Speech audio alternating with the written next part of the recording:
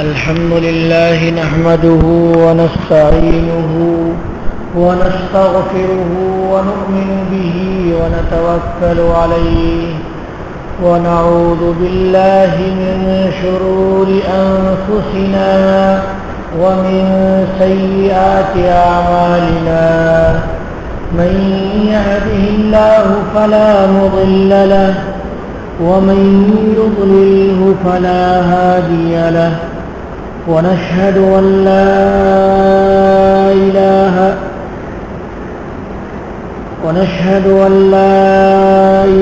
إلا الله ونشهد أن لا إله إلا الله وحده لا شريك له ونشهد أن سيدنا ومولانا محمدا عبده ورسوله وصلى الله تعالى عليه وعلى آله وأصحابه أجمعين أما بعد فأعوذ بالله من الشيطان الرجيم بسم الله الرحمن الرحيم وجاء إخوة يوسف فدخلوا عليه فعرفهم وهم له منكرون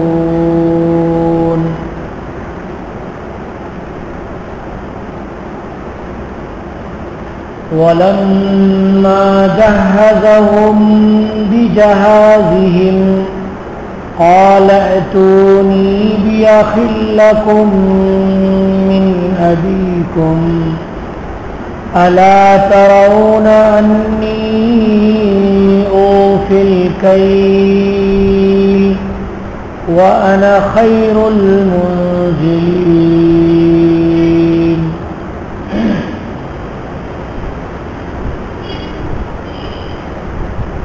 برادران گرامی قدر، عمائدین شہر، بزرگوں، بھائیوں، اللہ رب العالمین نے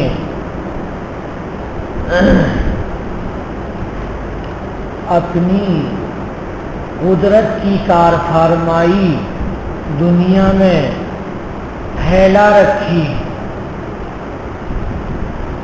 اللہ تعالی دنیا میں کوئی کام کرتے ہیں تو بندوں کو اپنی قدرت اور اپنی حکمت، اپنی مصلحت سمجھانے کے لیے کرتے ہیں۔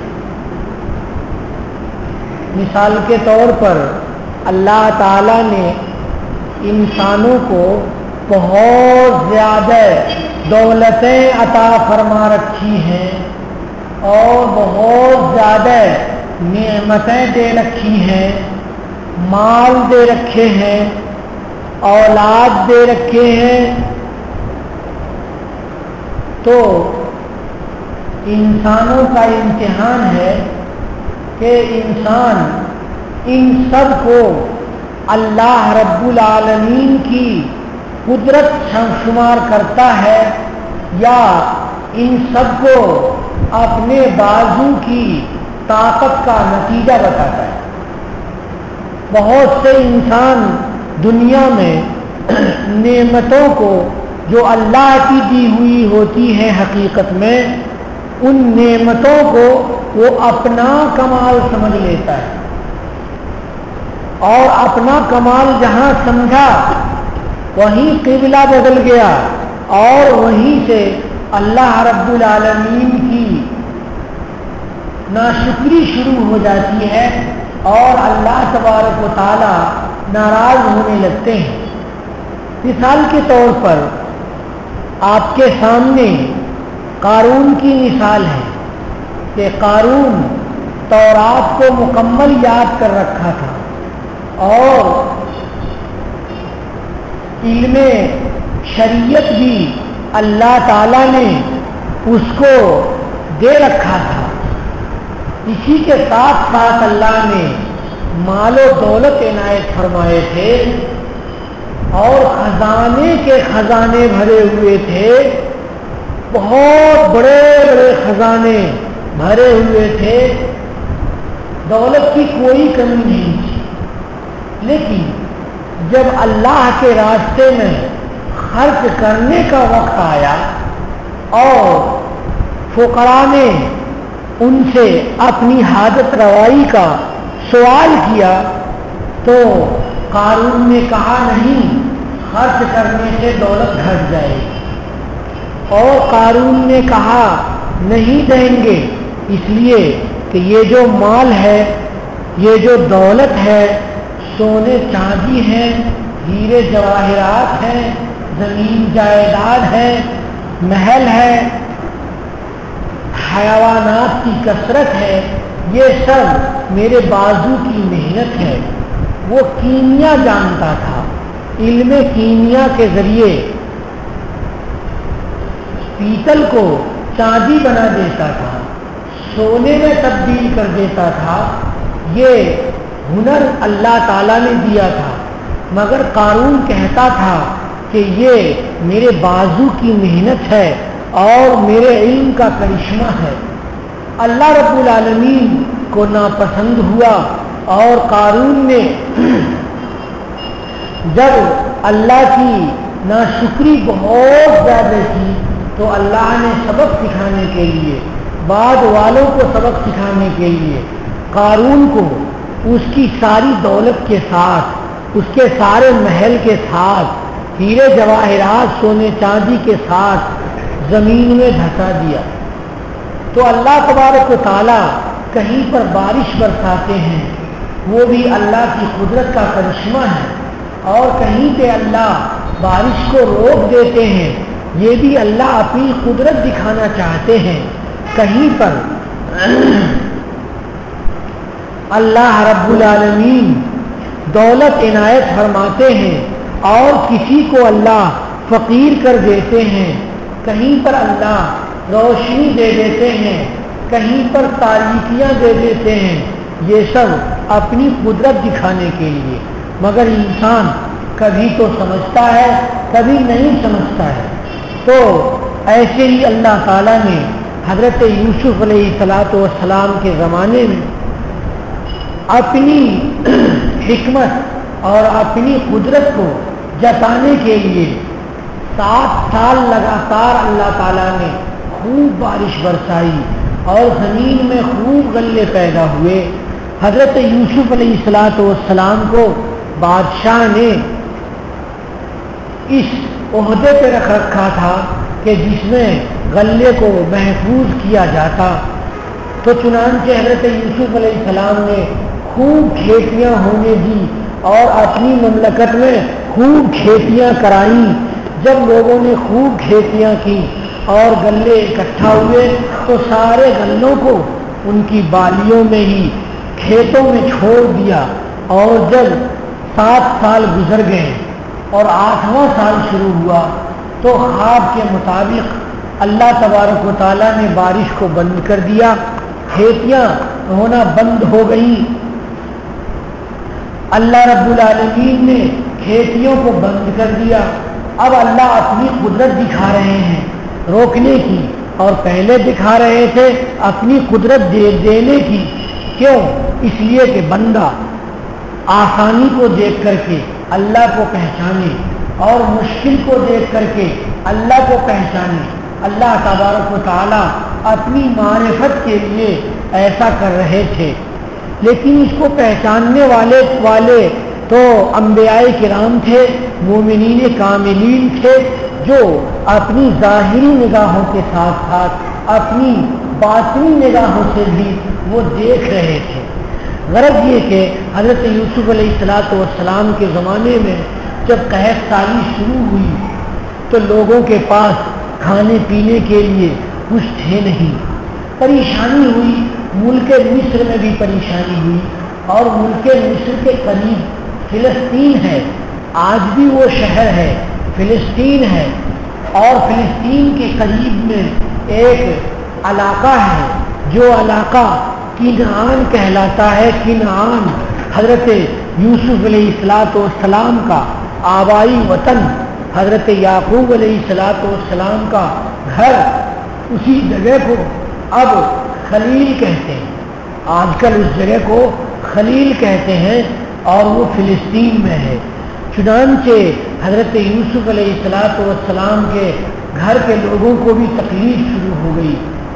ان لوگوں کو معلوم ہوا کہ مصر کا جو بادشاہ ہے وہ اپنے خزانے سے غلے بیچ رہا ہے، پیسے کے بدلے، درہم و دینار کے بدلے وہ غلے دے رہا ہے. چنانچہ حضرت یوسف علیہ السلام کے بھائیوں نے بھی اپنے گھر میں مشورہ کیا کہ غلے نہیں ہیں، پاس پڑوس کے دکانوں میں بھی نہیں ہیں، اور پورا ہمارا شہر بھی پریشانیوں کا شکار ہو گیا ہے. اس لیے مصر چلنا چاہیے اور مصر کے خزانے سے جو غلہ بک رہا ہے اسے خرید لینا چاہیے. چنانچہ یہ سب کے سب بھائیوں نے ارادہ کیا اور اپنے والد صاحب سے کہا کہ ہم سارے بھائیوں کو جانے دیجیے، اونٹ لے کر کے ہم لوگ جائیں گے، اس سے پیدل چلنے سے بھی بچ جائیں گے اور غلے کے ڈھونے سے بھی بچ جائیں گے. چنانچہ حضرت یوسف علیہ السلام کے والد صاحب حضرت یعقوب علیہ السلام نے اپنے سارے بیٹوں کو اجازت عنایت فرمائی. سارے بیٹے اپنے پاس پڑوس کے لوگوں کے ساتھ، محلے اور گاؤں کے لوگوں کے ساتھ پورے ایک قافلہ بن کر کے سب کے سب روانہ ہوئے اور یہ سب حضرت یوسف علیہ السلام کے پاس پہنچے اور ان لوگوں نے عبرانی زبان میں سلام کیا. تو یوسف علیہ السلام کے سامنے جب آئے تو یوسف علیہ السلام نے اپنی نگاہ سے دیکھا اور اپنے سارے بھائیوں کو پہچان لیا. لیکن اللہ رب العالمین کا حکم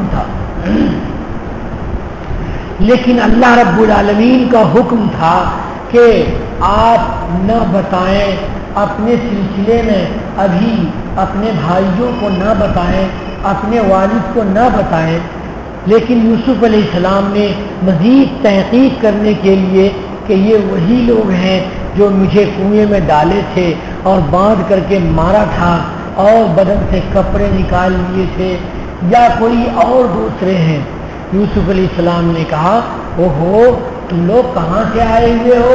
تمہاری زبان بھی تو الگ معلوم ہوتی ہے، مصر کی زبان الگ ہے اور تمہاری زبان الگ ہے. انہوں نے کہا ہاں ہم کنعان سے آئے ہوئے ہیں اور حضرت اور وہاں عبرانی زبان بولی جاتی ہے. کہنے لگے یوسف علیہ السلام اوہو، تم تو ایسے لگ رہے ہو جیسے کہ کہیں کے جاسوس ہو، کسی دوسری بادشاہ کے کو کسی دوسری مملکت کے آئے ہوئے لوگ لگ رہے ہو. چنانچہ ان لوگوں نے اپنی برات کا اظہار کیا کہ ارے آپ کیا کہہ رہے ہیں، ہم بھلا جاسوس ہو سکتے ہیں؟ نہیں، ایسا نہیں ہے.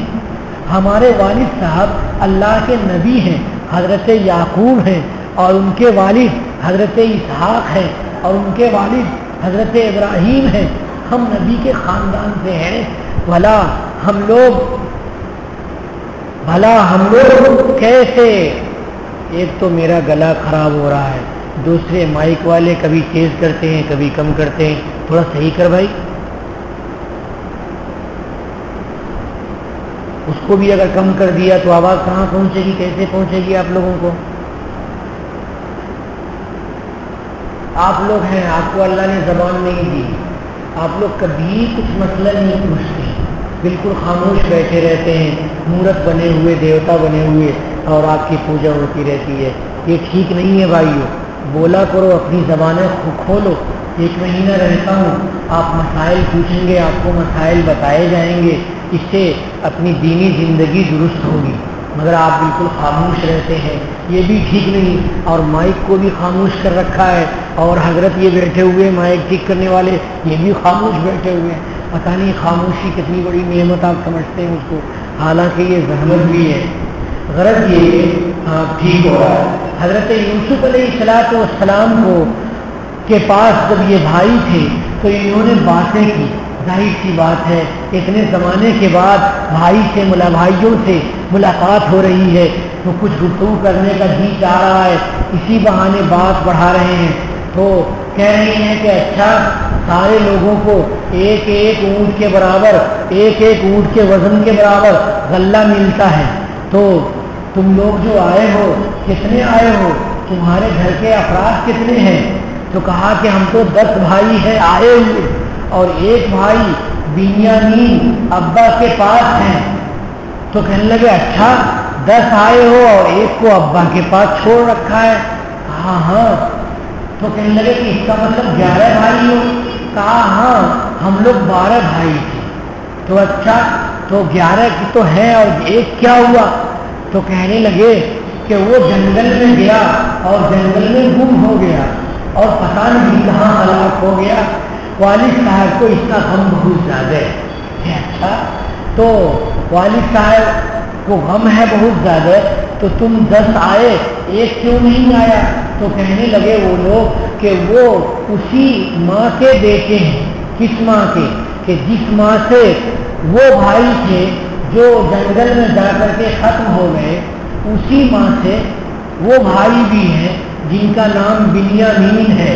اور والد صاحب نے اپنی تسلی کے لیے, صبر کے لیے اور یوسف کے گم ہونے اور ہلاک ہونے کے لیے کے سلسلے میں گھبراہٹ کی وجہ سے اس بھائی کو یعنی بنیامین کو اپنے پاس میں رکھ رکھا ہے.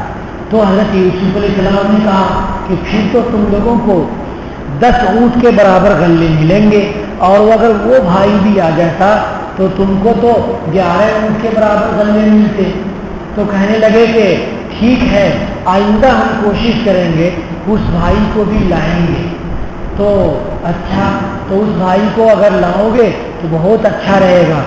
دیکھو کہ ہم تم لوگوں کے ساتھ کتنی عزت کا معاملہ کر رہے ہیں. جب وہ بھائی بھی آئے گا تو اور بھی زیادہ تمہاری عزت ہوگی اور ایک اونٹ غلہ اور بھی بڑھ جائے گا تمہارا. تم لوگوں نے کہا کہ آپ سے ہم وعدہ کرتے ہیں کہ ہم جب جائیں گے تو اپنے والد صاحب سے کہیں گے, گزارش کریں گے اور پرزور کوشش کریں گے کہ ابا بنیامین کو میرے ساتھ بھیج دیجیے اور ہم لوگ اس کی حفاظت کریں گے. تو حضرت یوسف علیہ السلام نے کہا کہ اچھا ٹھیک ہے. اس کے بعد دربار میں حکم نافذ کیا, حکم جاری کیا کہ یہ سارے مہمان ہیں ان کو شاہی مہمان خانے میں رکھیے اور ان کی خاطر تواضع کی جائے. دوسرے مہمان ہیں وہ شاہی مہمان خانے میں نہیں رکھے جائیں گے اور ان لوگوں کی خصوصی رعایت کی جائے گی. چنانچہ ان سارے بھائیوں کو بڑے عزت کے ساتھ شاہی مہمان خانے میں رکھا گیا. خوب اچھے اچھے کھانے کھلائے گئے اور اچھے اچھے بستر آرام کرنے کے لیے دیے گئے. اس کے بعد غلہ دینے کے لیے جب باری آئی تو یوسف علیہ السلام نے کام کرنے والوں کو کہا کہ جتنے غلے تم دو گے اس کے جو پیسے بنیں گے درہم اور دینار, وہ پیسے میں اپنی جیب سے خزانے میں دے دوں گا. لیکن ان لوگوں کے یہ لوگ جو پیسے دیں گے ان کے پیسے کو ان کے بتائے بغیر ان کے بورے میں ڈال دینا, ان کی تھیلی میں ڈال دینا. چنانچہ کہا جاتا ہے کہ کام کرنے والوں نے ایسا ہی کیا کہ جو درہم اور دینار انہوں نے دیے تھے وہ ان کے تھیلے میں ان کے بتائے بغیر ڈال دیے. کیونکہ شاہی مہمان خانے کے مہمان ہیں تو ان کو تو کہا کہ آپ مہمان خانے میں رہیے اور آپ کا بورا تیار کیا جائے گا, غلہ تیار کر دیا جائے گا. چنانچہ تیار بھی کیا اور اسی میں دراہیم سارے ڈال دیے. بعض مفسرین نے لکھا ہے کہ حضرت یعقوب علیہ السلام نے دراہیم نہیں بھیجے تھے, درہم نہیں بھیجے تھے, بلکہ چند چمڑے بھیجے تھے, چند قیمتی چمڑے بھیجے تھے اور چند جوتے بھیجے تھے کہ اسی کے بدلے ہمیں غلہ دیا جائے. لیکن دوسرے مفسرین کہتے ہیں کہ نہیں, دراہیم دیے تھے اور یہ قول زیادہ راجح ہے. چنانچہ حضرت یوسف علیہ السلام کے بھائیوں کے بورے تیار کر دیے گئے اور تیار کرنے کے بعد ان کے اونٹوں پر بھی رکھ دیے گئے، اور پھر یہ لوگ بڑی عزت سے کہے کہ ودا کیے گئے، الوداع کہے گئے، رخصت ہوئے یہ سب۔ اور سارے بھائی کہے کہ بھائی اتنا مزہ آیا، یہاں پہ آئے تو ہم لوگ تو سارے لوگوں کو تو عام سرائے میں رکھا گیا، لیکن ہم لوگوں کو بہترین عزت دی گئی، بہترین بستر، بہترین کھانے دیے گئے۔ چنانچہ یہ سب باتیں کرتے ہوئے آئے، جب یعقوب علیہ السلام کے پاس آئے تو ابھی اونٹوں کو بٹھایا اور غلوں کو رکھا، ابھی بوری کھولی نہیں ہے، اور بیٹھ کر کے ابا سے باتیں کرنے لگے کہ ابا ہم لوگ گئے تو بڑا مزہ آیا، جو خزانے کا مالک ہے اور وزیر مملکت، وزیر خزانہ ہے، وزیر خزانہ اتنا بہترین آدمی ہے، اتنا اچھا آدمی ہے کہ ہم لوگوں سے بہت اچھی گفتگو کی اور ہم لوگوں کو بڑی عزت دی اور ہمیں غلہ بھی دیا اور کہا کہ اگر ختم ہو جائے تو دوبارہ آنا۔ حضرت یوسف علیہ السلام کے دل میں یہ بھی خیال آیا تھا کہ اگر یہ دراہیم واپس ان کے غلے میں، ان کے بھورے میں رکھ دیے جائیں گے تو یہ دوبارہ آئیں گے، نہیں ایسا نہ ہو کہ دراہیم اور دینار کا انتظام ابا کو نہ ہو اور ابا دوبارہ بھائیوں کو نہ بھیجیں۔ اس کے علاوہ مفسرین نے یہ بھی لکھا ہے کہ حضرت یوسف علیہ السلام نے یہ بھی سوچا کہ بھلا ایک بھائی خزانے کا مالک ہے اور دوسرے بھائیوں سے کھانے کا پیسہ لے، غلے کا پیسہ لے، ایسا کیسے ہو سکتا ہے؟ اور دوسری بات یہ سوچی کہ حضرت یعقوب علیہ السلام ابا ہے اور ابا کو جو غلہ بھیجا جا رہا ہے، بھلا ابا سے پیسہ کیسے لیا جائے گا؟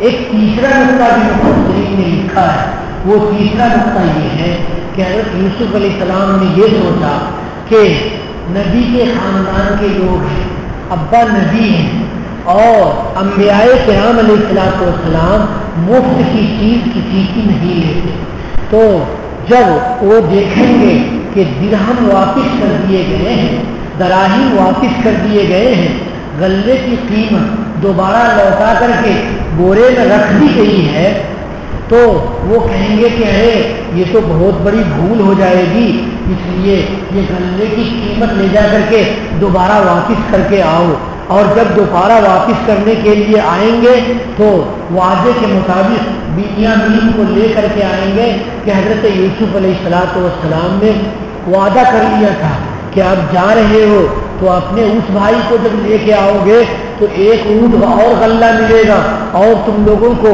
اور بھی عزت ملے گی۔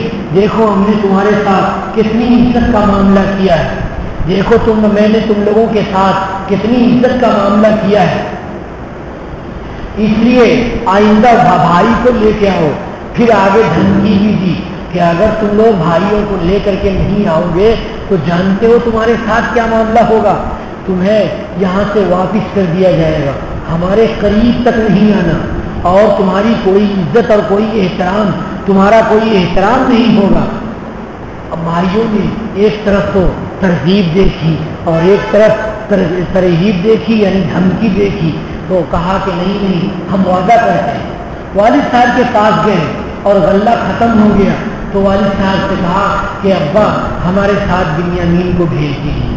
ابا نے کہا ارے پھر ویسے ہی جیسے یوسف کو بھیج دیا تھا، کہا ابا ہمارے اوپر اطمینان کیجیے، بھروسہ کیجیے۔ اچھا تمہارے اوپر میں بھروسہ کر لوں، اطمینان کر لوں، تمہارا اعتبار کر لوں، ایسا ہی جیسے کہ یوسف کے بارے میں تمہارے اوپر اعتبار کر لیا تھا اور یوسف کو تم نے گم کر دیا، اور یہ بھی کہا کہ میری اندر کی نگاہ کہہ رہی ہے، میری اندر کی سمجھ کہہ رہی ہے۔ بھلا نبی ہے، نبی کی ایک ظاہر کی نگاہ ہوتی ہے، ایک باطن کی نگاہ ہوتی ہے، تو حضرت یعقوب علیہ السلام نے کہا کہ میری باطن کی نگاہ سے میں دیکھ رہا ہوں، اور وہ نگاہ دیکھ رہی ہے کہ یوسف ضائع نہیں ہوئے ہیں، ختم نہیں ہوئے ہیں، وہ کہیں نہ کہیں ہوں گے، اور اب تم بنیامین کو لے جا کر کے بلا دو گے۔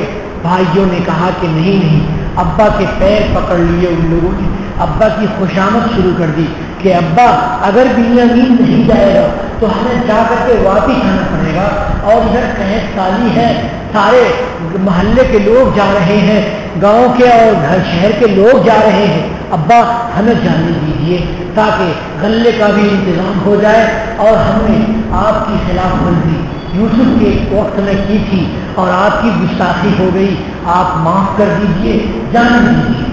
اب بیٹوں نے اصرار کرنا شروع کر دیا تو حضرت یعقوب علیہ السلام مان گئے، اور یہاں حضرت یعقوب علیہ السلام اپنی سیرت سے سبق دینا چاہ رہے ہیں۔ کیا سبق دینا چاہ رہے ہیں؟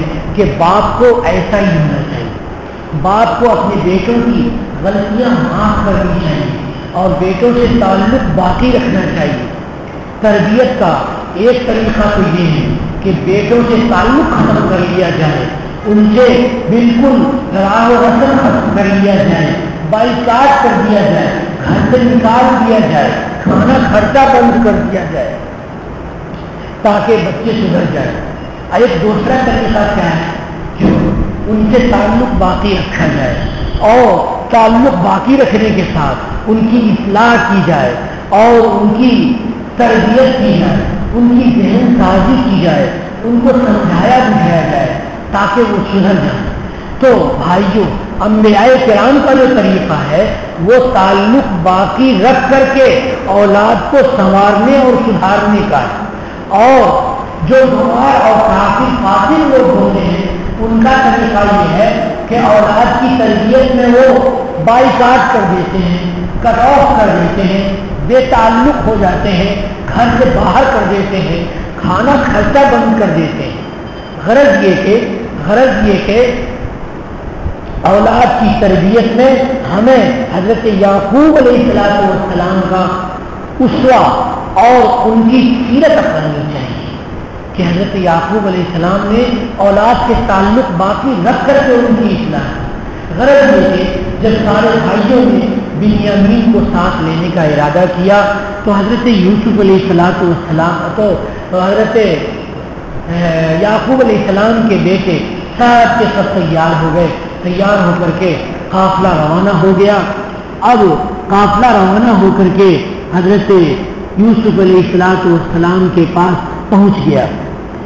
اس کے یہاں تک کا مضمون آج بیان ہوگا اور اس کے آگے کا مضمون انشاءاللہ تعالی کل بیان کروں گا۔ ترجمے سے اس مضمون کو ملاتا ہوں، متوجہ ہوئیے۔ ایک رکوع ہے، وَجَاءَ إِخْوَةُ يُوسُفَ فَدَخَلُوا عَلَيْهِ، یوسف علیہ السلام کے بھائی آئے اور یوسف علیہ السلام کے سامنے داخل ہوئے۔ فَعَرَفَهُمْ، یوسف علیہ السلام نے پہچان لیا۔ کیوں پہچان لیا؟ اللہ رب العالمین نے کہا تھا کنویں میں یوسف علیہ السلام سے کہ لَتُنَبِّئَنَّهُمْ هَذَا لَتُنَبِّئَنَّهُمْ بِهَذَا، آپ اپنے بھائیوں کو یہ بات ضرور بتائیں گے جو تکلیف آپ کو دے رہے ہیں، وَهُمْ لَهُ مُنكِرُونَ، اور وہ نہیں پہچانیں گے، اور وہ آپ کو پہچانیں گے نہیں، اور ان کو معلوم نہیں ہوگا کہ یہی یوسف ہے۔ حضرت یوسف علیہ السلام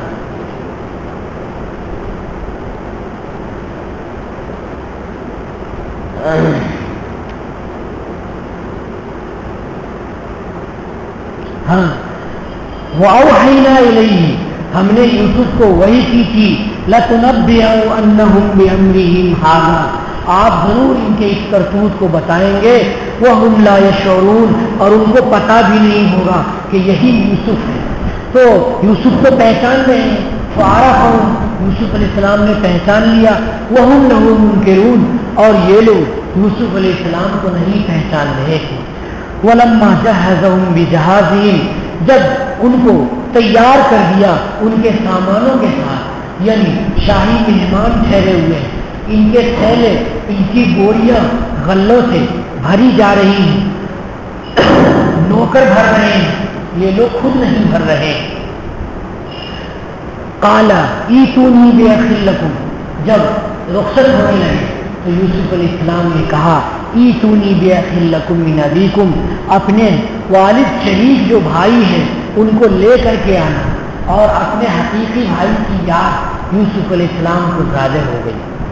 الا ترون، کیا تم لوگ دیکھ نہیں رہے ہو کہ میں تمہارے ساتھ کہ میں مکمل تول رہا ہوں، یعنی تولنے میں کوئی کمی نہیں ہے، اور بلکہ اندر اندر سے یہ کہہ رہے ہیں کہ میں نے تمہاری قیمت اور تمہارے دراہیم بھی واپس کر دیے ہیں. وانا خیر المنزلین، میں بہترین مہمان نوازی کرنے والا ہوں کہ تمہاری مہمان نوازی میں نے شاہی مہمان خانے میں رکھ کر کے کی. وانا خیر المنزلین، اور میں بہترین مہمان نوازی کرنے والا ہوں. فَإِن لَّمْ تَأْتُونِي بِهِ، سن لو، اگر تم اپنے بھائی بنیامین کو لے کر کے نہیں آؤ گے، فَلَا كَيْلَ لَكُمْ، تو تم کو کیل یعنی غلہ نہیں ملے گا، وَلَا تَقْرَبُونَ، اور تم لوگ ہمارے قریب بھی نہیں آنا. ایک طرف دھمکی بھی دے دی. قَالُوا سَنُرَاوِدُ عَنْهُ أَبَاهُ، ان سب نے کہا کہ بنیامین کو لانے کے لیے ہم والد صاحب سے گزارش کریں گے اور والد صاحب سے پرزور اقرار کریں گے. سنراوِدُ عَنْهُ إِيَّاهُ، ہم ضرور پھٹلائیں گے اور والد صاحب سے اصرار کریں گے یوسف کے بھائی، یعنی آپ کے بھائی بنیامین کے بارے میں. آپ کے بھائی کو نہیں کہہ سکتے ہیں، یعنی بنیامین کے سلسلے میں. وَإِنَّا لَفَاعِلُونَ، اور ہم ضرور کر کے دکھائیں گے. وَقَالَ لِفِتْيَانِهِ، حضرت یوسف علیہ السلام نے اپنے نوجوانوں سے یعنی اپنے نوکروں سے کہا، اجعلوا بضاعتهم فی رحالهم، ان کے سامان کو ان کے کجاوے میں رکھ دو، یعنی ان کی جو قیمت اور دراہیم ہے ان کو ان کی بوجھوں میں ہی رکھ کر کے اور ان کے کجاوے میں ڈال دو. لعلہم یعرفونہا، شاید یہ لوگ اس کو پہچان جائیں گے، دراہیم کو یہ لوگ پہچان جائیں گے. اذا انقلبوا الی اہلہم، جب یہ لوگ اپنے گھر لوٹیں گے. لعلہم یرجعون، تاکہ یہ لوگ لوٹ سکیں. کیا مطلب؟ ایک یہ بتایا میں نے کہ ان کے پاس پیسے ہوں گے تو یہ واپس آ سکیں گے، پیسے ہوں گے تو یہ غلہ خریدنے کی ہمت کر سکیں گے.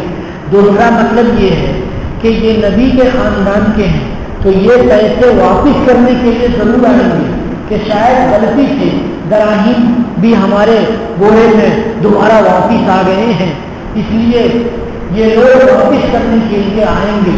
کبھی ایسا بھی ہوتا ہے کہ یہ لوگ یہ سوچے ہوں گے کہ بوری میں غلہ ڈال رہے ہیں اور بوری ہی میں تو ہم دراہیم لے کر کے گئے تھے، تو یہ غلہ ڈالنے والے بھول گئے ہوں گے، غلہ بھر کر کے ہم کو دے دیا ہوگا. تو یہ واپس کرنے کے لیے آئیں گے دیانتداری کے تقاضے کے مطابق. ہم لوگ دکان جاتے ہیں اور دکاندار کبھی کبھی بھول کر کے کوئی چیز ہمیں دے دیتا ہے، بھول کر کے کوئی چیز ہمیں دے دیتا ہے، تو ہماری دیانت کا تقاضا یہ ہے کہ ہم اس کو واپس کریں. گھر آ جائیں تو ہم بھی واپس کرنے کے لیے جائیں. لیکن ہمارے مسلمانوں کا بھی حال غیر مسلموں میں ایسا ہو گیا ہے کہ ہم سوچتے ہیں اچھا ہوا کہ دکاندار بھول گیا، اچھا ہوا کہ یہ پیسے دوبارہ واپس آ گئے ہیں. بھائیوں کی دیانت اور امانت نہیں کو گویا کہ حضرت یوسف علیہ السلام نے بھائیوں کو دوبارہ لانے کی تدبیر کی. اور میں نے یہ بھی بتایا کہ انہوں نے ان کی خیرت میں گوارا نہیں کیا کہ بھائی کو غلہ دیں اور پیسے لے کر کے دیں، اور باپ کو غلہ دیں اور پیسے لے کر کے دیں. فلما رجعوا الی ابیہم، جب یہ سارے بھائی اپنے والد کے پاس آئے، قالوا یا ابانا، ان سب نے کہا اے ہمارے والد، منع منا الکیل، ہمیں غلے سے منع کر دیا گیا ہے، یعنی ایک بار بھیج رہا ہوں، آئندہ مت آنا. کیوں؟ آئندہ آؤ گے تو بنیامین کو لے کر کے آؤ گے، نہیں تو میرے قریب بھی مت کھٹکنا. تو اس کا مطلب یہ ہے کہ اگر بنیامین کو نہیں بھیجیں گے تو اللہ نہیں ملے گا. فارسل معنا اخانا، ہمارے ساتھ ہمارے بھائی بنیامین کو بھیج دیجیے، نقتل، تاکہ ہم غلہ وہاں سے لے کر کے آئیں. وَإِنَّا لَهُ لَحَافِظُونَ، ہم ضرور بنیامین کی حفاظت کریں گے۔ والد صاحب نے کہا ہم آمنکم علیہ، کیا میں بنیامین کے سلسلے میں تمہارے اوپر اطمینان کر لوں، تمہارا اعتبار کر لوں؟ کہا جیسا کہ تو اس کے بھائی کے بارے میں ہم نے اعتبار کیا ہے۔ دوسرا ترجمہ صحیح ترجمہ کہ میں تمہارے اوپر اطمینان نہیں کروں گا جیسے کہ ہم نے اطمینان کیا ہے اس کے بھائی کے سلسلے میں تمہارے اوپر اس سے پہلے۔ فاللہ خیر حافظا، لیکن بیٹوں نے نہیں مانا اور زور لگایا، والد صاحب سے اصرار کیا تو حضرت والد صاحب مان گئے۔ باپ تو باپ ہوتا ہے، مان گئے۔ فاللہ خیر حافظا، تو کہنے لگے بس اللہ تعالیٰ بہترین حفاظت کرنے والے ہیں، وہ ارحم الراحمین، اور اللہ تعالیٰ ہی بہترین رحم کرنے والے ہیں۔ یہ دعا ہے حضرت یعقوب علیہ السلام کی۔ اس کے بعد جب یہ ساری باتیں ہو گئی تو گئے اور سب لوگ گولی کھول کر کے غلہ نکالنا چاہا۔ وَلَمَّا فَتَحُوا مَتَاعَهُمْ، تو جب سب لوگوں نے اپنے سامان کھولے، وَجَدُوا بِضَاعَتَهُمْ، تو اپنا سامان پایا۔ کون سا سامان؟ دراہیم، جن سے خریدنے کے لیے گئے تھے غلہ، یا یہ کہ دوسری روایت کے مطابق چمڑے اور چند جوتے جن سے وہ غلہ خریدنے گئے تھے، وہ اپنا سامان پا گئے۔ ردت الیہ، جو ان کی طرف واپس کر دیا گیا تھا۔ قالوا یا ابانا، ان سب نے کہا اے ہمارے ابا، ما نبغی، کیا چاہیے ہم کو؟ دیکھیے ہذہ بضاعتنا، یہ ہمارا سامان ہے جو واپس کر دیا گیا ہے، ردت الینا، جو ہمیں واپس دے دیا گیا ہے۔ وَنَمِيرُ أَهْلَنَا، اور ہم اپنے گھر والوں کے لیے غلہ لائیں گے۔ وَنَأْخُذُ أَخَانَا، اور ہم اپنے بھائی کی اگلے سفر میں حفاظت کریں گے۔ وَنَزْدَادُ كَيْلَ بَعِيرٍ، اور ہمیں اضافی طور پر ایک اونٹ غلہ مل جائے گا۔ قال ذَلِكَ كَيْلٌ يَسِيرٌ، یہ غلہ آسان ہے۔ کیا مطلب آسان ہے؟ ہمیں آسانی سے مل جائے گا، بغیر پیسے کے مل جائے گا، یا یہ کہ بادشاہ اتنے سخی ہے، وزیر خزانہ اتنا بڑا سخی آدمی ہے کہ ایک اونٹ کے وزن کے برابر غلہ دینا اس کے لیے کوئی مشکل بات نہیں۔ قال لئن ارسلہ معکم حتی تؤتونی موثقا من اللہ، حضرت یوسف علیہ السلام نے کہا کہ ہم ہرگز نہیں بھیجیں گے تمہارے ساتھ اس بنیامین کو یہاں تک کہ تم سب پکا عہد اللہ کی طرف سے پکا عہد مجھے دے دو۔ کاہے کا عہد دے دو؟ لَتَأْتُونَنِي بِهِ، کہ ضرور بھی ضرور تم واپس لاؤ گے بنیامین کو میرے پاس۔ الا ان یحاط بکم، مگر یہ کہ تمہارے ساتھ کوئی مشکل پیش آئے جو تمہیں گھیرے لے۔ یعنی نبی ہیں اور یہ اپنے بیٹوں سے وعدہ لے رہے ہیں۔ وعدے کا مطلب یہاں پر لکھا ہے کہ تم سب قسم کھاؤ اللہ کی۔ سارے بیٹوں نے اللہ کی قسم کھائی، لیکن یوسف علیہ السلام نے کہا کہ قسم کھانے کے ساتھ ساتھ تم لوگ وعدہ تو کر رہے ہو، لیکن 1% یہ امکان ہو سکتا ہے کہ وعدہ خلافی ہو جائے۔ وعدہ خلافی کی کیا ضرورت ہوگی کہ تم سارے لوگ کسی مصیبت میں پھنس جاؤ اور اس مصیبت کی وجہ سے تم بنیامین کو اپنی قسم کے مطابق لا نہ سکو۔ الا ان یحاط بکم، مگر یہ کہ تم لوگوں کو گھیر لیا جائے، یعنی کوئی مصیبت کی۔ فلما آتوہ موثقہم، تو جب سارے بھائیوں نے حضرت یعقوب کو ان کا وعدہ، اپنا وعدہ دے دیا، یعنی قسم کھائی اور قسم کھا کر کے وعدہ کیا۔ قال اللہ علی ما نقول وکیل، تو حضرت یعقوب علیہ السلام نے کہا کہ اللہ تبارک و تعالیٰ ہماری کہی ہوئی باتوں کے پر وکیل ہے، اللہ ذمہ دار ہے، گواہ ہے اللہ تبارک و تعالیٰ۔ وقال یا بنی لا تدخلوا من باب واحد۔ اس کے بعد حضرت یعقوب علیہ السلام بیٹے کو رخصت کر رہے ہیں تو دل کے اندر یہ ہے کہ ہمارے بیٹے موٹے تازے ہیں، لمبے چوڑے ہیں اور صحت مند ہیں، خوبصورت ہیں، اگر یہ وہاں جائیں گے تو ان کو نظر بھی لگ سکتی ہے اور نظر لگنا حق ہے۔ النظر حق، نبی کریم صلی اللہ علیہ وسلم نے الفاظ ارشاد فرمائے العین حق، نظر لگ جانا حق ہے۔ تو بیٹوں کو رخصت کرتے ہوئے دل گھبرا رہا ہے کہ کہیں ہمارے بیٹوں کو کوئی پریشانی لاحق ہو جائے، کوئی نظر نہ لگ جائے۔ پچھلی مرتبہ ایک ہی دروازے سے 10 کے 10 نوجوان داخل ہوئے تو دروازوں میں یہ ہلچل ہو گئی تھی کہ آخر کے خوب اور صحت مند ہٹے کٹھے موٹے تگڑے یہ نوجوان کیوں آ رہے ہیں ایک ہی دروازے سے؟ تو حضرت یعقوب نے سوچا کہ ایک ہی دروازے سے اگر داخل ہوں گے تو نظر لگ سکتی ہے کہ دیکھو بھلا کہ کتنے اچھے اچھے لوگ ہیں۔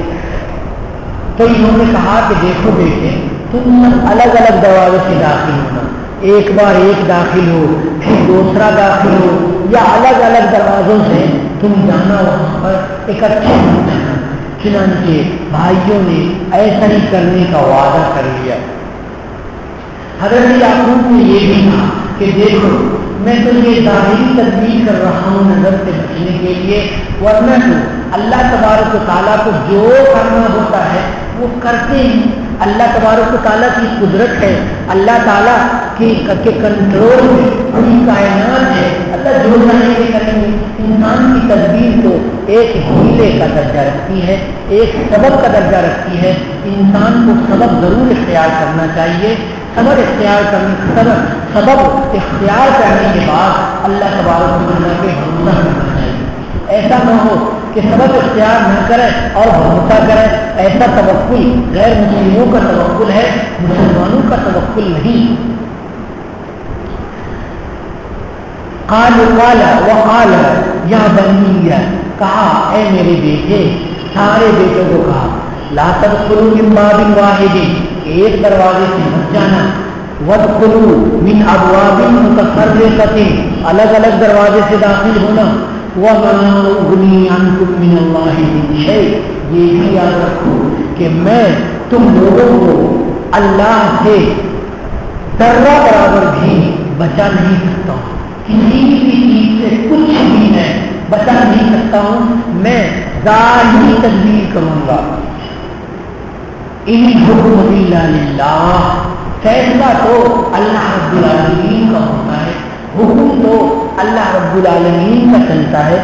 ہم سب کو بھی کسی کام بھی کرنے کے وقت میں یہ ہرگز نہیں سوچنا چاہیے کہ یہ کام ہے اور میں کر رہا ہوں اور میرے بلبوتے ہو رہا ہے، نہیں، اللہ کے حکم سے ہوتا ہے۔ کوئی بھی کام ہوتا ہے تو اللہ کے حکم سے۔ بچوں کو بچپنے میں بھی یہ تعلیم دینی چاہیے کہ وہ اللہ کو بھروسہ کریں اور اللہ کو حاکم مانیں اور اللہ تبارک و تعالیٰ کو کائنات کا منتظم اور کائنات کا مدبر سمجھیں۔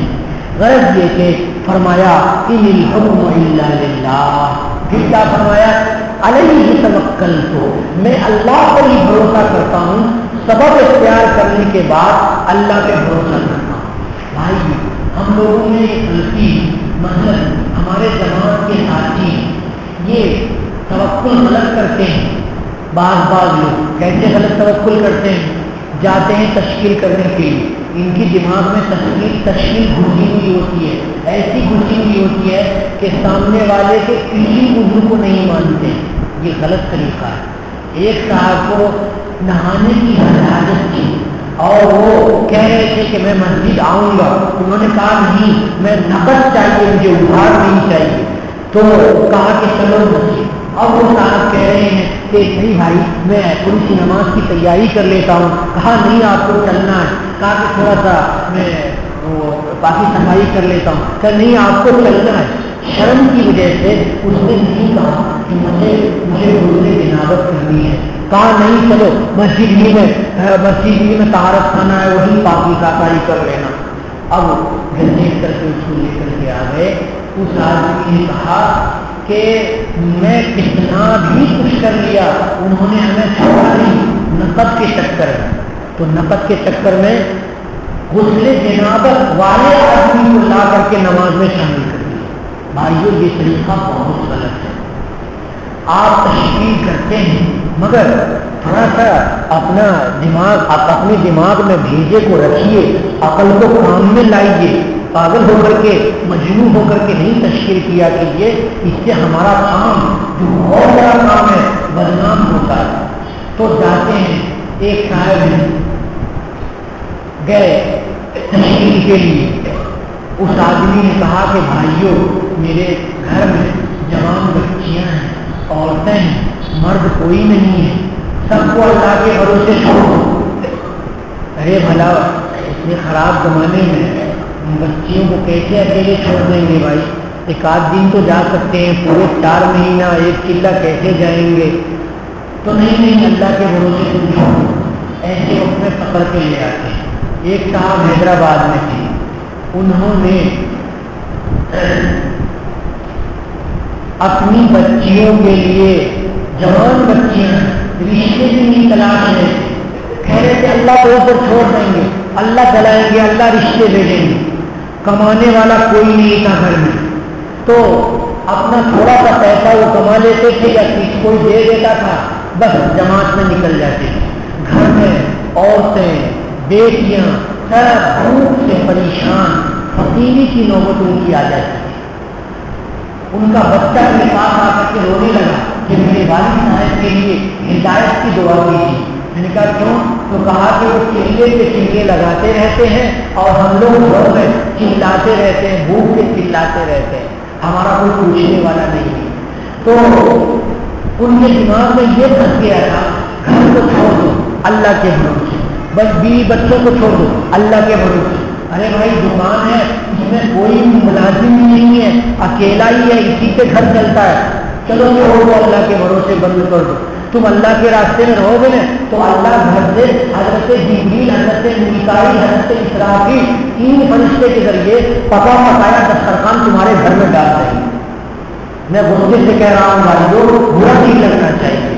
جو لوگ پریشان ہوتے ہیں اور روزانہ کماتے ہیں, روزانہ کھاتے ہیں, روزانہ کنواں کھولتے ہیں, روزانہ پانی پیتے ہیں, ان سے جا کر کے پوچھو کہ 3 دن لگانے میں کتنی پریشانی ہوتی ہے. ایک دن کا خرچہ گھر میں ہوتا ہے, پھر دوسرے دن کا نہیں ہوتا ہے. اس لیے جو آدمی جس پوزیشن کا ہو ان سے اتنا ہی وقت لینا چاہیے, ان کے عذر کو سننا چاہیے. لوگ کہتے ہیں سب کو چھوڑ دو اللہ کے بھروسے چھوڑ دو. نہیں بھائیو, یہ توکل, یہ جو بھی پن ہے ہمارے نبی صلی اللہ علیہ وسلم کا سکھایا ہوا توکل نہیں ہے. ہماری شریعت میں تو ہے کہ پہلے اونٹ کو باندھو, اونٹ کو رستے میں لا کر کے باندھو, باندھنے کے بعد اللہ پہ بھروسہ کرو کہ اللہ ہم نے اونٹ کو رستے میں باندھ کر کے سبب اختیار کیا ہے, اب آپ حفاظت فرمائیے. دروازہ بند کر کے آؤ اور کہو کہ اللہ آپ پہ بھروسہ ہے کہ دکان کا دروازہ ہم نے بند کر دیا ہے, آپ حفاظت فرمائیے. یہ نہیں دکان کھلی ہوئی چھوڑ کر کے چلے آئے, اللہ آپ حفاظت کیجیے. اب اللہ تمہارے نوکر ہے, اللہ تمہارے نوکر ہے کہ تم دکان پہ چھوڑ کے آ گئے ہو نوکر. یہ اللہ کا امتحان لینا چاہتے ہو؟ اللہ رب العالمین کی گستاخی, کہ اللہ کی شان میں یہ گستاخی ہے. اس لیے اس طرح سے نہیں اللہ کا بھروسہ ہوتا ہے. دکان بند کر کے, تالے لگا کر کے, چابی اپنی جیب میں رکھو اور کہو اے خدا پاک آپ کے اوپر بھروسہ کر کے میں جا رہا ہوں, آپ ہماری دکان کی حفاظت فرمائیے. تو حضرت یعقوب علیہ السلام نے پہلے تدبیر اختیار کی کہ بیٹو الگ الگ دروازے سے داخل ہونا تاکہ نظر نہ لگ جائے, لیکن ہمیں معلوم ہے کہ سارا فیصلہ اللہ رب العالمین کا ہوتا ہے. اللہ رب العالمین جو چاہتے ہیں وہ کرتے ہیں. اس تدبیر کے اختیار کرنے کے بعد بھی تم لوگوں کو نظر لگ سکتی ہے, تم لوگوں کو پریشانی آ سکتی ہے. فرمایا علیہ توکلت، میں اللہ پہ بھروسہ کرتا ہوں، وعلیہ فلیتوکل المتوکلون، اور اللہ ہی کی ذات ایسی ہے کہ جس پر توکل کرنے والے، بھروسہ کرنے والے بھروسہ کرتے ہیں۔ وَلَمَّا دَخَلُوا مِنْ حَيْثُ أَمَرَهُمْ أَبُوهُمْ، جب یہ سارے کے سارے بھائی داخل ہوئے یوسف علیہ السلام کے سامنے ان دروازوں سے جیسا کہ ان کے والد نے حکم دیا تھا، تو الگ الگ دروازے سے داخل ہوئے۔ مَا كَانَ يُغْنِي عَنْهُم مِّنَ اللَّهِ مِن شَيْءٍ إِلَّا حَاجَةً فِي نَفْسِ يَعْقُوبَ قَضَاهَا۔ اللہ فرما رہے ہیں کہ تم سبب اختیار کرو، لیکن کرنا اور نہیں کرنا ہمارے ہاتھ میں، اور نہیں ان کو بے نیاز کیا اللہ تعالیٰ سے کچھ بھی، مگر ایک ضرورت ہی یعقوب علیہ السلام کے جی میں کہ انہوں نے اپنے جی میں اس ضرورت کو پورا کر لیا، یعنی تدبیر اختیار کر لی۔ اصل تو کرنا ہے وہ تو اللہ کو کرنا ہے، اندر سے کچھ نہیں ہو رہا ہے۔ یہ جو کہتے ہیں فلاں جگہ جا کے تعویذ لاؤ اور کنڈی والا باندھ لو اور تمہاری ساری مصیبت دور ہو جائے گی، شیطان لگا ہوا ہے، نماز ایک وقت کی نہیں پڑھ رہا ہے، شیطان لگا ہوا ہے، تو فلاں صاحب سے تعویذ لا کر کے باندھ لو اور شیطان بھاگ جائے گا۔ بغیر پانی کے استنجا کرتا ہے، شیطان لگا ہوا ہے خبیث، اور علم اللہ کے پاس جاؤ اور پانی پڑھا کے لے آؤ اور ٹھیک ہو جاؤ گے، وہ چھوٹ کر دیں گے تم کو ٹھیک ہو جائے گا۔ بھائیو اس طرح سے ٹھیک نہیں ہوتا ہے۔ ہمیں تعویذ باندھنا، غیر مقلدین اعتراض کریں ارے تعویذ باندھنا جائز نہیں ہے، اب آئیں گے منتا تعویذ باندھنا جائز نہیں ہے، ارے تعویذ باندھنا جائز ہے نہیں جائز ہے یہ تو مسئلہ الگ ہے، تو اللہ کی تسبیح پڑھتا ہے نہیں پڑھتا ہے، مسجد میں آتا نہیں آتا ہے، گھر میں تلاوت کرتا ہے نہیں کرتا ہے، کچھ بھی نہیں کرتے ملتا ہے، تو کیا کر رہے ہیں؟ کنٹھی باندھ رہے ہیں، کنٹھی باندھ سے کیا ہوگا؟ کچھ بھی نہیں ہوتا ہے، تعویذ باندھنے سے کچھ نہیں ہوتا ہے۔ تعویذ باندھنا جائز ہے یا ناجائز ہے یہ ایک باریک مسئلہ ہے۔ باریک مسئلہ کیا ہے؟ جس تعویذ میں شرک ہوتا ہے، کفر ہوتا ہے اور اللہ کے علاوہ سے مدد ہوتی ہے وہ تعویذ جائز نہیں، اور وہ قرآن و سنت وغیرہ کے الفاظ لکھے ہوئے ہوتے ہیں اور بزرگوں کے تجربات میں وہ ہیں، تو ویسا تعویذ استعمال کرنا صرف جائز ہے، بہتر نہیں ہے، بہتر نہیں ہے، جائز ہے۔ کبھی کسی مجبوری میں، کسی پریشانی میں، کسی مصیبت میں انسان پڑ گیا تو اس کے لیے تعویذ کا استعمال کرنا جائز ہے۔ یہ مطلب نہیں ہے کہ ہر قوم کے لیے جاؤ اور تعویذ لکھوا کر کے کنڈی مالا باندھ کر کے گھومتے ہو، یہ غلط ہے بھائی، یہ اس کے لیے تعویذ نہیں ہے۔ ہاں واقعی کوئی پریشانی آتی ہے تو اس کے لیے دعائیں ہیں، قرآن پاک کی آیات ہیں، بزرگان دین کے وہ کیے ہوئے مجرب عملیات ہیں جن کی وجہ سے کچھ فائدہ اللہ تبارک و تعالیٰ اپنی طرف سے ڈالتے ہیں۔ تعویذ میں کچھ نہیں ہوتا ہے، اصل اللہ تبارک و تعالیٰ کا اثر ہوتا ہے۔ جو آدمی یہ سمجھے کہ تعویذ ہی سے سب کچھ ہوتا ہے، اللہ کچھ نہیں کرتے ہیں، وہ آدمی مشرک ہو جائے گا۔ اور ایسے ہی لوگوں کے لیے تعویذ کا مسئلہ ابن تیمیہ رحمۃ اللہ علیہ نے اٹھایا اور منع کیا کہ تم لوگ اللہ کے اوپر یقین کم کر لیتے ہو اور تعویذ کے اوپر یقین زیادہ کر لیتے ہو تو تمہارے اندر شرک آ جاتا ہے۔ لیکن یہ بیچارے غیر مقلدین بیچارے کو کیا بتایا جائے کہ انہوں نے سمجھایا تھا کچھ اور انہوں نے سمجھ لیا کچھ، یعنی تھوڑی بات سمجھائی جاتی ہے، آدمی دو قدم آگے ہو کر کے سمجھ لیتا ہے۔ انہوں نے شرک اور کفر کو منع کیا تھا اور اللہ کے اوپر اعتقاد کو کہ خراب ہونے کو منع کیا تھا کہ اللہ کے اوپر عقیدہ خراب نہیں ہو جائے کہ تعویذ ساری چیزیں کرتے ہیں، ایسا نہ ہو۔ لیکن لوگوں نے کیا سمجھ لیا کہ مکمل تعویذ جائز ہی نہیں ہے، حرام ہی ہے، اس لیے آپ جتنے اہل حدیث سے ملیں گے سب کہیں گے شرک تعویذ شرک، اور یہ شرک وہ شرک۔ میرے دوست ہیں وہ بہت بڑے عامل ہیں، دارالعلوم کے فاضل ہیں، مفتی حیدرآباد میں رہتے ہیں، ان کے پاس ایک غیر مقلد آئے اور کہا کہ حضرت و فلاں آدمی کو شیطان پریشان کر رہا ہے اور جادو ہو گیا ہے، تو کہا کہ آپ تو اپنے کو اہل حدیث کہتے ہیں، تو آپ کے یہاں تعویذ واویذ تو ہے نہیں؟ بولا آہستہ سے ملتا، وہ سب رہنے دو، وہ باہر ہم ایسے ہی بولتے ہیں، ابھی میری مجبوری پیش آ گئی ہے، اس لیے میرا کام کر دو کہ اس لیے میری پریشانی دور ہو جائے۔ میرے ایک دوست ہیں اور ہمارے ساتھ انہوں نے MA کیا ہے اور PhD میں بھی انہوں نے داخلہ لیا۔ انہوں نے مجھے بتایا کہ ہمارے بہنوئی پریشان ہو گئے، بہت زیادہ شیطان ان کو پریشان کر رہا ہے۔ تو میں نے کہا کہ بھائی تم لوگ تو کہتے ہو کہ سب کچھ نہ جائے، سارا نہ جائے، بولے کہ ایسا نہیں ہے، آپ کوئی اچھے آدمی کو بتائیے، ہم وہاں علاج کرائیں گے۔ تو بھائی لوگ جب آدمی پھنستا ہے نا تو کہتا ہے سارے سب کو چھوڑو، اور دوسرے آدمی کو جھنڈا لے کر کے بتائے گا کہ یہ ناجائز ہے، یہ ناجائز ہے، وہ ناجائز ہے۔ ایسی مناسبت شریعت میں نہیں ہے۔ شریعت سیدھی سیدھی ہے، جیسے احناف حنفی شریعت سمجھتے ہیں ویسے ہی دماغ کو سیدھا کر کے سمجھو گے تو بات سمجھ میں آئے گی کہ جس پر اللہ کے اعتماد ختم ہو گیا تو تعویذ شرک ہو گیا، اور اللہ کے اعتماد باقی ہے تو تعویذ جائز ہے، اس وقت جائز ہے جبکہ ان میں کفریہ شرکیہ کلمات نہ ہو، غیر اللہ سے مدد نہ مانگی گئی ہو، یا یہ کہ ان میں ایسی باتیں نہ ہو، ایسے الفاظ نہ ہو کہ جو سمجھ میں نہیں آتے، یہ سب ناجائز ہے، بقیہ سب جائز ہے۔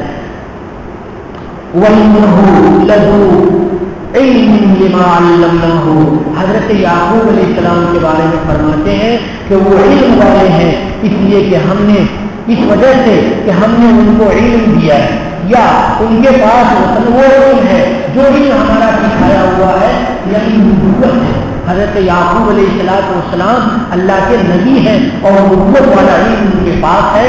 وَلَٰكِنَّ أَكْثَرَ النَّاسِ لَا يَعْلَمُونَ، لیکن اکثر لوگ جانتے نہیں ہیں، اکثر لوگوں کو معلوم نہیں ہے کہ تدبیر اختیار کی جاتی ہے، اور تدبیر اختیار کرنے کے بعد اللہ تبارک و تعالیٰ پر بھروسہ کیا جاتا ہے۔